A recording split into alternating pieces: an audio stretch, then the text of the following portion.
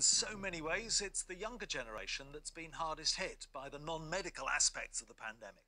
Whether it's missed schooling, lost jobs, or just missing out on socialising, it's no wonder that stress levels amongst young people are frighteningly high. And some of the things that might have helped them through that, like youth clubs, for instance, have been getting hacked back for the last decade.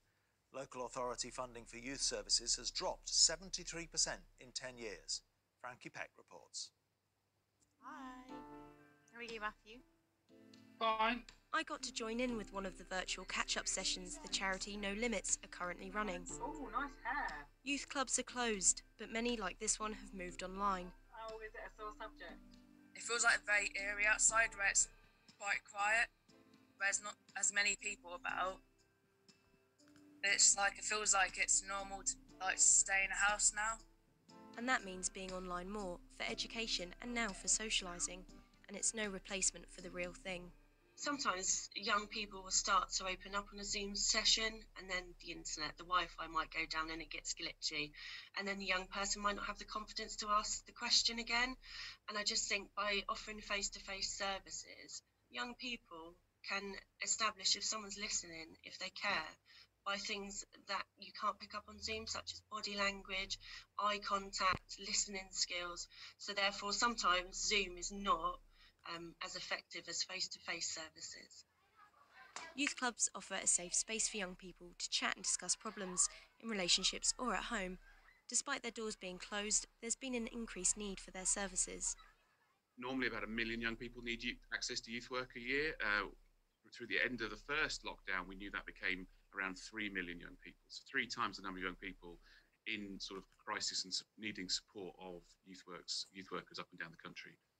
But as this need increases, this isn't being matched with a rise in funding. In the last 10 years, we've lost £1 billion of public money going into frontline youth services. Local authorities funded what they can, but what we're seeing is, the cost of the pandemic means there's further squeezes on local authority budgets, and we are bracing ourselves for even further reductions in public spend on youth work.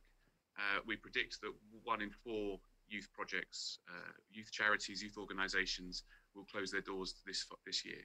They will not be able to get through the year.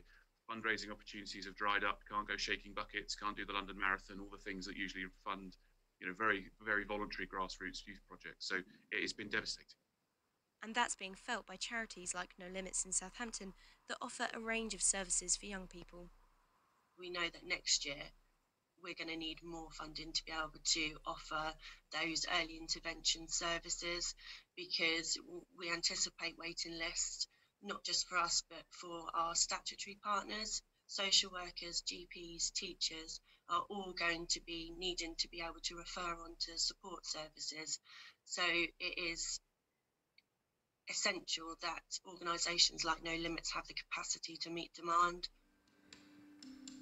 There's a real fear that some clubs may not come back, and for the young people that use them, that would be a real blow. I would find it devastating. I'd be really upset because it's something I like doing. I like going there.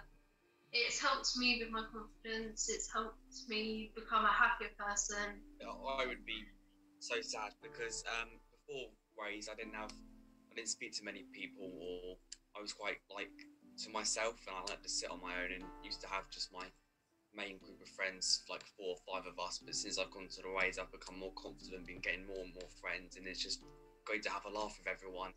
Online's just so hard. There's no personal touch to it. So it's just all computerized, Alicia, Declan and Cameron are part of The Ways, a Bracknell-based group that run projects and activities for young people. Online has some advantages. Personally, I'm not very techie, I definitely don't do this job to sit at a laptop. So we'd normally be working with 200 young people a week, and now we're currently on about 45 young people a week.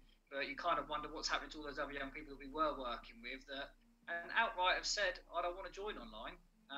They don't want their face on a screen in front of them. It's been a difficult time for young people, but the support is still there.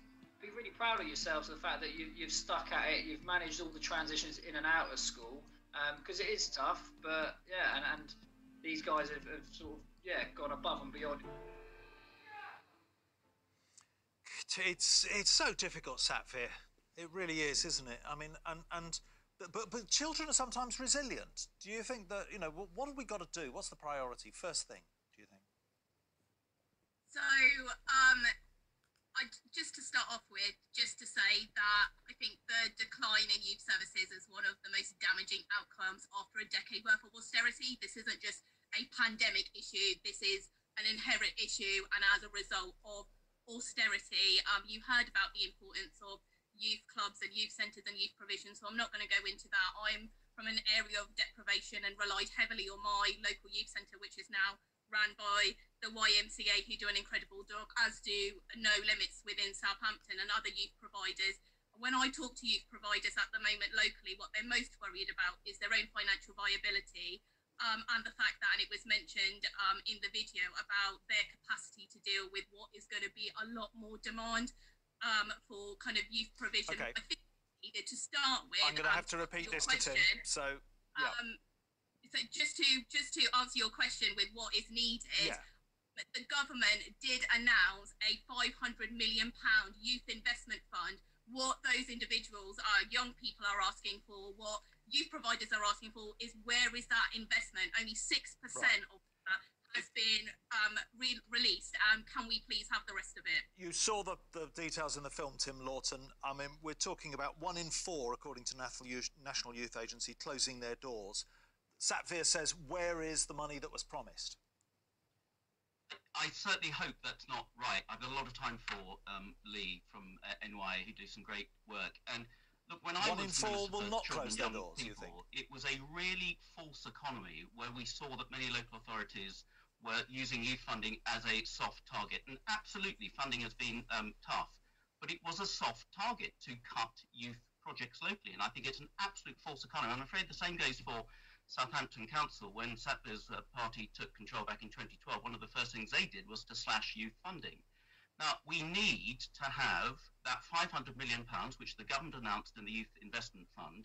We need to get that money out. We need to have that money there to support those clubs who are really struggling at the moment, to train up more youth leaders, and to have activities that kids actually want to do.